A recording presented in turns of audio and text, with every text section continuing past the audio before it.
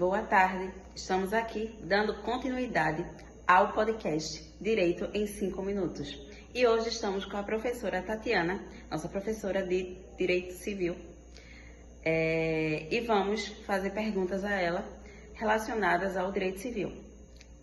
Professora Tatiana, o que acontece se uma das partes descumprir o contrato? As consequências são várias, né? Eu poderia citar aqui a primeira dessas consequências é a exigência do cumprimento. A gente pode exigir, a parte prejudicada pode exigir o cumprimento da obrigação por meio de uma ação de uma obrigação de fazer, ou uma obrigação de não fazer, ou até mesmo uma obrigação de dar. E com isso ela pode reivindicar que a outra parte que está em falta, ela cumpra com aquilo que foi acordado. Uma das possibilidades, de acordo com cada caso concreto, obviamente, é a rescisão do contrato, né? Além da exigência do cumprimento, eu posso ter a opção de rescindir esse contrato. E a parte prejudicada pode simplesmente rescindir, né? Significa que a obrigação entre as partes ali do contrato, ela vai ser encerrada por conta desse inadimplemento, por conta desse descumprimento, tá? Uma das consequências também que pode ocorrer por conta desse descumprimento é a indenização por danos, né? A parte que sofreu descumprimento, a parte que foi prejudicada, ela pode pleitear na justiça uma indenização por danos, sejam eles danos materiais ou danos morais, a depender do caso, né? Uma outra consequência também que podemos falar é a multa contratual. Se houver cláusula de uma penalidade, por exemplo, e a outra parte ela descumpre o contrato, ela pode ser obrigada a pagar a multa contratual. E por fim, as partes elas também podem chegar até mesmo a um acordo, né? Não chega a ser uma consequência, mas se houve um descumprimento, pode haver aí uma novação, pode haver aí um acordo para renegociar aí esse contrato. Muito bom. E como tornar a comunicação com os contratantes mais eficientes durante o processo de contratação? Então, veja só, todo contrato, ele só é eficiente, vamos dizer assim, quando todas as partes, elas estão tendo clareza de suas cláusulas, ou seja, quando elas compreendem aquilo que está no contrato.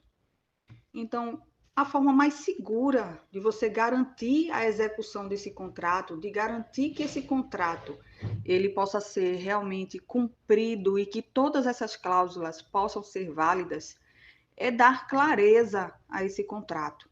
Por quê?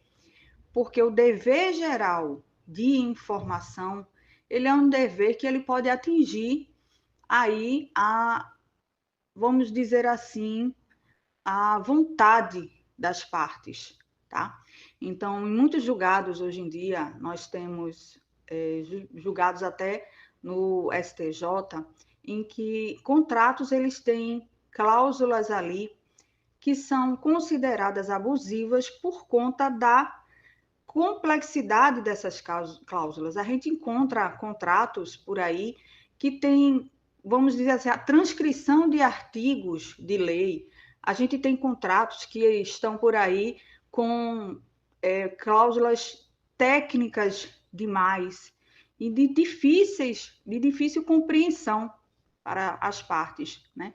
Então, quando a gente faz um contrato, a gente tem que garantir toda a clareza e transparência possível. A gente precisa utilizar sempre uma linguagem simples, uma linguagem direta, né? A gente precisa evitar que sejam utilizados assim jargões jurídicos.